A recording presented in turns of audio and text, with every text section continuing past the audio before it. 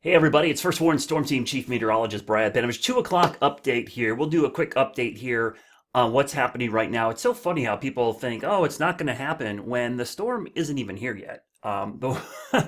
It, I always find it comical in these things that people call a bust before something happened. It's like going into a football game saying, oh, we're going to lose. Well, you should probably play the game first before you say that. And we haven't even played the game yet. I always look for things going on currently that are either lining up or not lining up with my forecast. Now, I'll be honest with all of you. The first thing I noticed is the precipitation in the form of rain came in about 6 hours sooner than I expected. I thought it would arrive right now at 2 o'clock. It came in more like 9, 8 o'clock this morning. But it's been incredibly light. There has been some sleet mixing in, and we're starting to get our first snow reports around the Asheville area. So really in the mountains, the snow is actually coming in on schedule. This little band of precipitation over the Piedmont is a little bit earlier. Now you can see this bright banding we call it. There's certainly some sleet mixing in there. And if you look at temperatures, generally in the 40s and upper 30s, you do notice where it comes down a little heavier. The temperature has fallen in Monroe and Rock Hill into the upper 30s.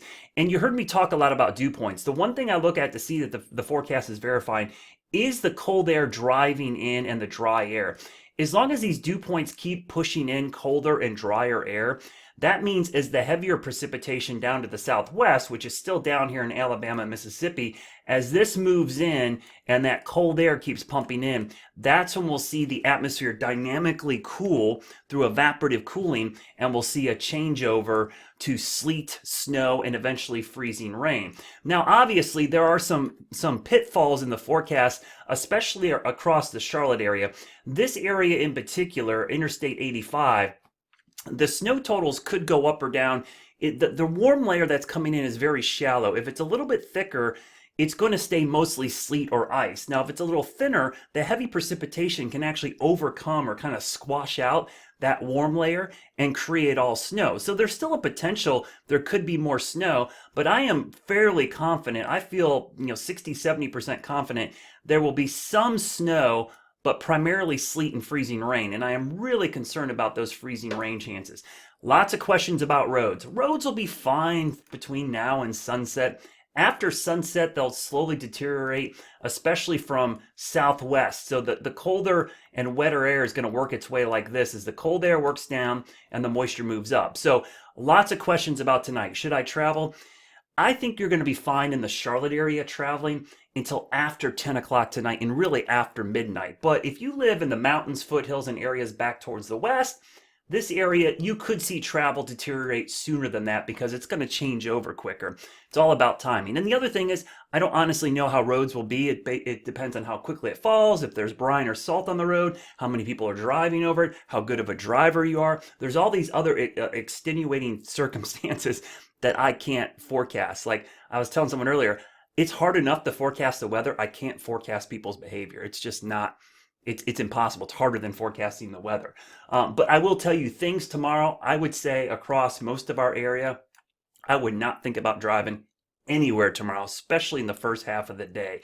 Now, the forecast has not changed a whole lot. This was as at 12:30 this afternoon. I still have generally 2 to 4 inches around Charlotte South with 4 to 8 inches to the north. These totals have not changed. Certainly if sleet mixes in or we get more sleet and less snow, yes, this all can change. You don't have to ask me if it changed. I will tell you every time, yes, it can change.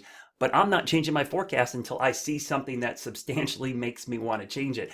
I don't, every little subtle nuance in the models, I don't go, ooh, I got to change forecast. I got to change forecast. I'm not like that. Your app changes that stupid forecast every hour because it's automated. I don't do that because I know there's going to be bumps in the road in the data. I smooth it out. Quality control, we call it, to kind of keep the forecast on track. But you will see there is a huge discrepancy and gradient. Discrepancy is probably the wrong, but a gradient across our area. You could see anywhere from 2 to 1 inch in the southern part of the metro to as much as 8 inches. And again, a subtle shift north or south. I mean, these are subtle changes that could have a big impact on the forecast. The one thing I cannot emphasize enough, and the one thing everyone gets excited about snow, you need to really, really, really, really, really worry about the ice. You just do. Let me go back to that graphic. I don't know why I went down. The ice potential is significant here because if it's all ice, we are in big time trouble. But even if it's a little bit of ice, a quarter to a half an inch on top of that snow and freezing rain, that's a big problem. That is going to be causing major travel issues. So that's why tomorrow, nothing is really scaring or shying me away from seeing significant travel issues tomorrow. For everybody that, I love these people, they joke, they tweet, and they comment, it's going to be all rain. I got my umbrella. Trust me, this is not going to be all rain. There will be rain. I'm not going to lie. There's going to be rain mixed in at times.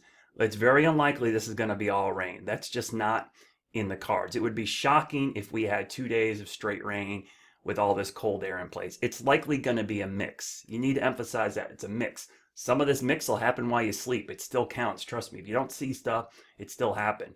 You can see our first trace snowfall report coming out of Transylvania County. So we're starting to see that change over there. But again, I'll loop this. Let me loop this. And you can see how this thing's unfolding to the southwest. So again, a lot of questions about travel. It's just going to go downhill tonight. That's all I can tell you. The other thing is I'm going to post that map again and again and again. I don't know how much is going to fall at your house. I can show you the map. And if you don't know where you are on the map, it's a really great thing. The same tool you're using to ask me that question has the ability to show you where you are on the map, either your phone or your computer. Google Maps, great thing.